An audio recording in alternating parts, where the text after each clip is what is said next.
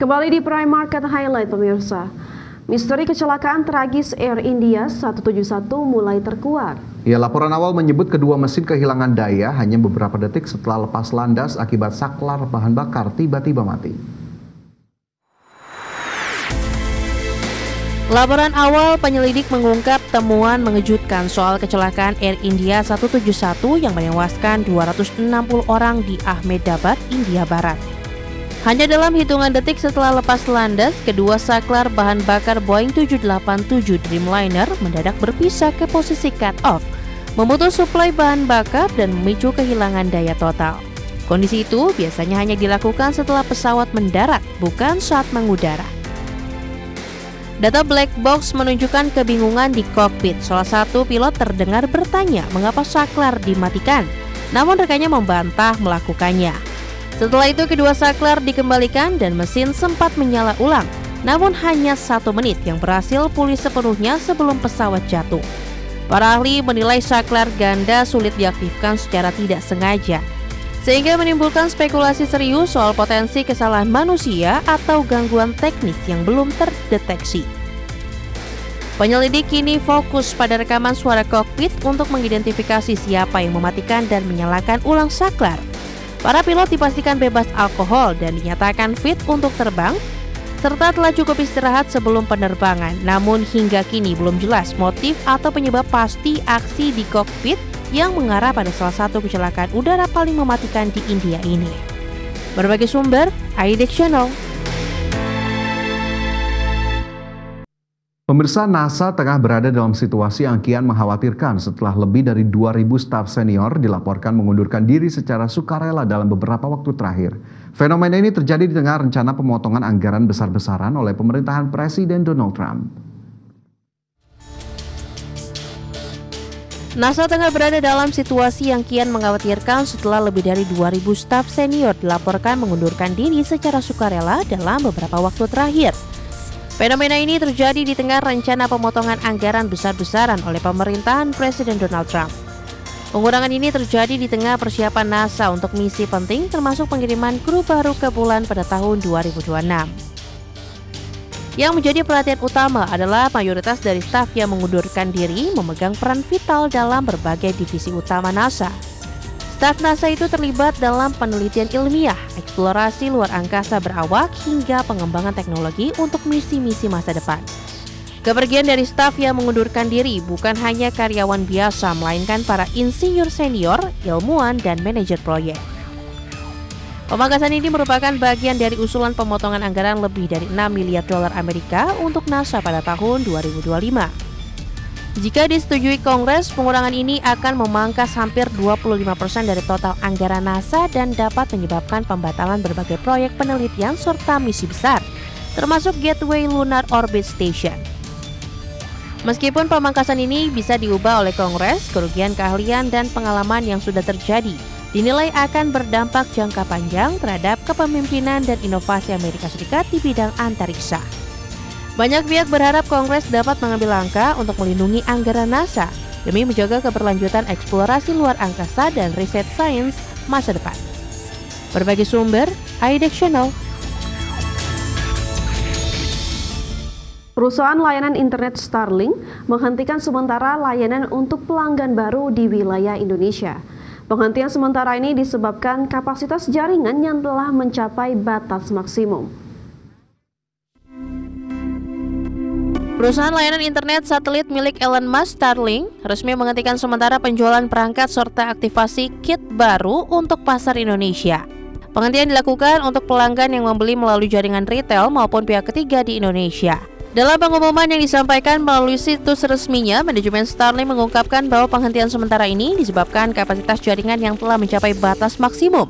Meski demikian, calon pelanggan masih dapat melakukan pemesanan awal dengan menyetor deposit dan akan menempatkan mereka dalam daftar tunggu. Starlink menyatakan akan memberikan pemberitahuan saat layanan kembali tersedia. Dan pihak perusahaan mengaku telah bekerja sama dengan pihak lokal untuk membawa Starlink ke Indonesia secepat mungkin. Starlink sendiri telah beroperasi di Indonesia sejak 2022, namun baru menyelenggarakan layanan secara resmi pada Mei 2024.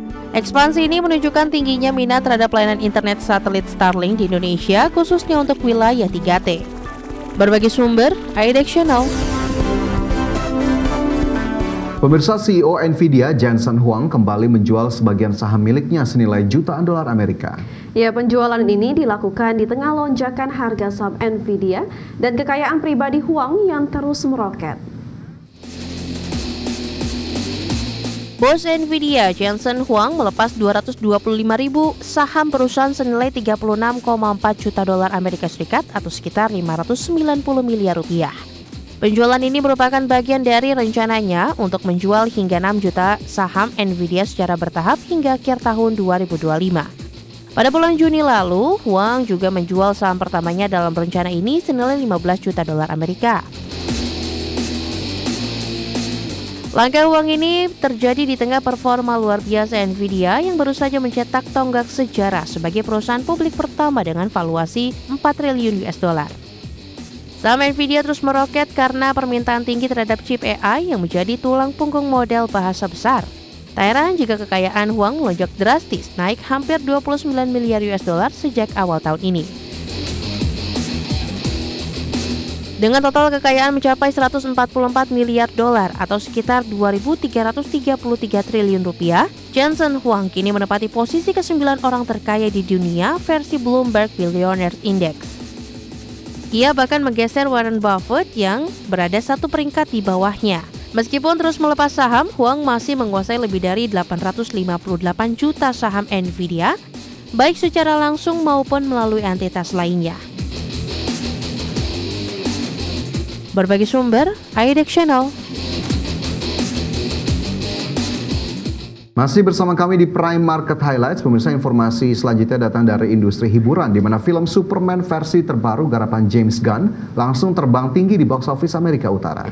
Ya, film ini mencetak pendapatan lebih dari 122 juta US dollar atau sekitar 1,9 triliun hanya dalam akhir pekan perdananya. Eyes up here.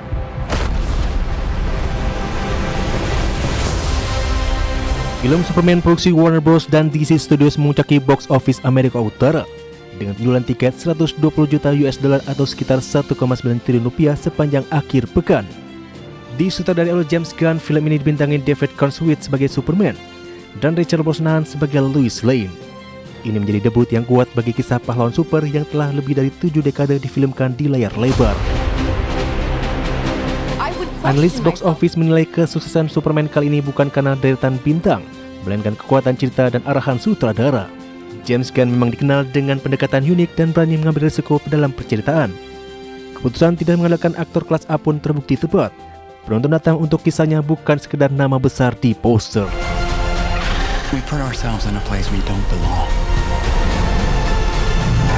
Sementara itu, Jurassic World Rebirth harus turun ke posisi kedua dengan pendapatan 40 juta US dollar pada pekan keduanya. Film fiksi ilmiah ini dibintangi Scarlett Johansson dan Marcella Ali. Di posisi ketiga ada F1 The Movie yang menampilkan Brad Pitt mengantongi 13 juta US dollar. Adapun para analis menyebut musim panas ini dipenuhi film spektakuler dengan visual memukau dan skala produksi besar. Berbagai sumber untuk IDX Channel. Pemirsa, Garena resmi mengumumkan Haikyuu Fly High, game mobile bergenre sport card yang diadaptasi dari serial anime populer Haikyuu. Ya, game ini akan dirilis pada 31 Juli 2025 melalui App Store dan Google Play secara global.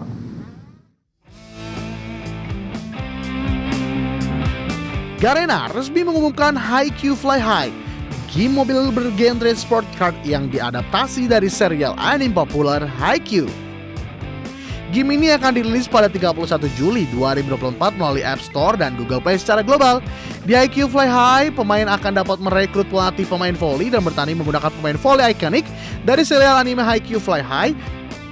Pertandingan akan semakin seru dengan grafik visual 3D berkualitas tinggi dan animasi skill sinematik membuat permainan jauh lebih menyenangkan. Seluruh pemain yang telah mengikuti periode praregistrasi dapat mempersiapkan berbagai strategi untuk menciptakan tim voli impian dengan karakter favorit seperti Shoyo Shinata, Tobio Kageyama, dan lainnya. Sepanjang periode praregistrasi, Garena menyatakan bahwa Haikyuu Fly High telah mendapat 5 juta pendaftaran. Melihat antusiasme ini, Garena akan memberikan paket hadiah peluncuran yang berisi recruit tiket, diamonds, gold, in-game training item, dan bingkai chat eksklusif Shihoyo Hinata. Berbagi sumber IDX Channel.